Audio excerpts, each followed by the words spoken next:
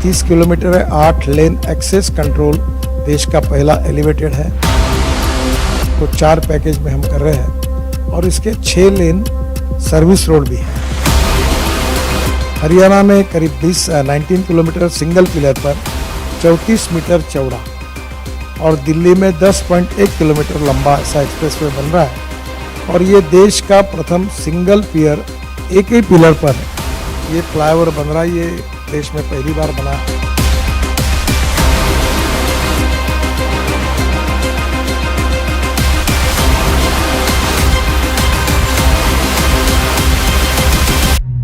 इस द्वारका एक्सप्रेसवे के निर्माण में 2 लाख मीट्रिक टन स्टील का उपयोग हो रहा है, जो एफिल टावर बना है स्टील का उससे 30 गुना अधिक है। एक्सप्रेसवे के निर्माण में 20 लाख घनमीटर कंक्रीट का उपयोग किया जा रहा है, जो बुर्ज खलीफा में इस्तेमाल होने वाले कंक्रीट से 6 गुना अधिक है। देश में पहली बार इस एक्सप्रेसवे में 12,000 वृक्षों को हमने ट्रांसप्लांट किया, हमने काटा नहीं है। हम वृक्षों की रक्षा करना चाहते, इन्वायरमेंट को प्रोटेक्ट करना चाहते।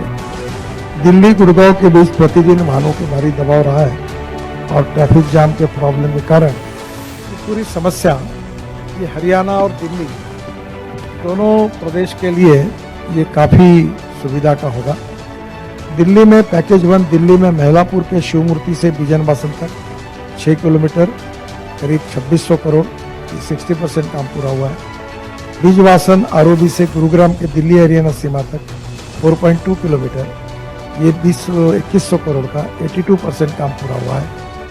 गुरुग्राम से दिल्ली हरियाणा सीमा से बनाए आरओबी तक ये 10.2 किलोमीटर ये करीब 2300 करोड़ का काम 93% पूरा हुआ है।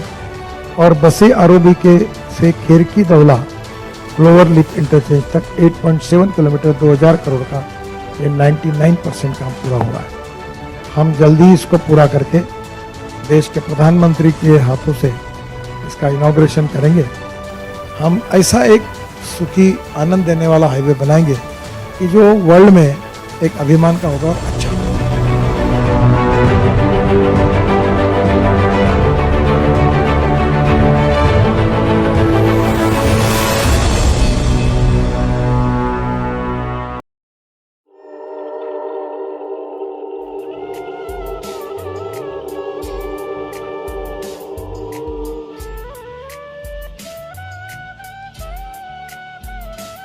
राष्ट्रीय राजधानी क्षेत्र में 10,000 करोड़ रुपए की लागत से भारतमाला परियोजना के अंतर्गत बनाए जाने वाले 29 किलोमीटर लंबे द्वारका एक्सप्रेसवे NH248BB परियोजना का कार्य तीव्र गति से हो रहा है। राष्ट्रीय राजधानी क्षेत्र में यातायात को सुचारू रूप से संचालित करने एवं गंतव्य तक सुगम व सुरक्षित पहुंचने हेतु द्वारका एक्सप्रेसवे परियोजना की परिकल्पना की गई है, जिससे राजधानी दिल्ली में स्थित राष्ट्रीय राजमार्ग संख्या 8 पर यातायात का दबाव कम हो जाएगा। द्वारका एक्सप्रेसवे परियोजना का निर्माण 4 चरणों में किया जा रहा है। पहला चरण, इस चरण का प्रारंभ NH8 पर स्थित शिव मूर्ति से होगा, जिसमें NH8 और द्वारका एक्सप्रेसवे के जंक्शन पर इंटरचेंज का प्रस्ताव है, जिससे कि यातायात का मुक्त प्रवाह संचलन फ्री फ्लो मूवमेंट होगा। तत्पश्चात 8 लेन सुरंग या shallow tunnel sector 21 Dwarka UER2 पर स्थित RUB तक का निर्माण किया जा रहा है। दूसरा चरण, इस चरण में द्वारका एक्सप्रेसवे का निर्माण RUB से दिल्ली हरियाणा बॉर्डर तक किया जा रहा है। इस चरण में द्वारका एक्सप्रेसवे द्वारका सेक्टर 21, 23 और नजफगढ़ को सुगम यातायात और बेहतर कनेक्टिविटी प्रदान करेगा।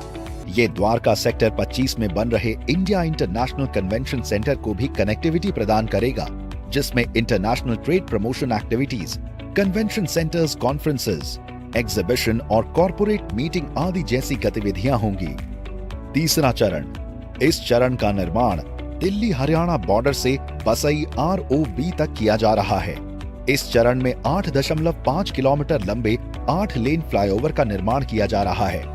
स्थानीय यातायात को सुगम करने हेतु द्वारका एक्सप्रेसवे पर यातायात को अंडरपास, सतही एवं फ्लाईओवर से 3 भागों में विभाजित किया गया है, ताकि यातायात इस तरह से चले कि उपयोगकर्ता अपने गंतव्य तक निर्बाध रूप से पहुंच सकें। चौथा चरण, इस चरण में बसई आरओबी से प्रारंभ होकर खेर की दौला टोल प्लाजा के समीप NH8 पर द्वारका एक्सप्रेसवे समाप्त होगा। बसई आरओबी के चौड़ीकरण के साथ IMT मानेसर एवं सेक्टर 88, 84 की ओर मुड़ने के लिए ट्रम्पेट इंटरचेंज का प्रावधान है। उल्लेखनीय है कि CPR NH8 SPR इंटरसेक्शन पर क्लोवर लीफ प्रस्तावित किया गया है, जिसकी वजह से दोनों हाईवे पर चलने वाले वाहनों की गतिविधियों में हस्तक्षेप नहीं होगा। NH248BB में कुल 20 से अधिक ब्रिज अथवा फ्लाईओवर, 2 रेलवे ओवरब्रिज, अंडरपास, 15 से अधिक व्हीकल अंडरपास एवं 20 भूमिगत पैदल पार पथ का प्रावधान है। इसके अलावा साइकिल यातायात को बढ़ावा देने हेतु सड़क के दोनों ओर 2 मीटर चौड़ा साइकिल कॉरिडोर भी प्रस्तावित है।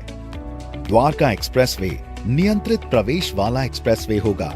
सुरक्षा के सभी बिंदुओं को ध्यान में रखते हुए एक्सप्रेसवे को स्मार्ट एक्सप्रेसवे के रूप में तैयार किया जाएगा, जिसमें मौसम, यातायात और एक्सप्रेसवे से जुड़ी जानकारियों के साथ दुर्घटना की स्थिति में यात्रियों को अलग अलग स्थानों पर सारी जानकारियां प्रदान की जाएंगी।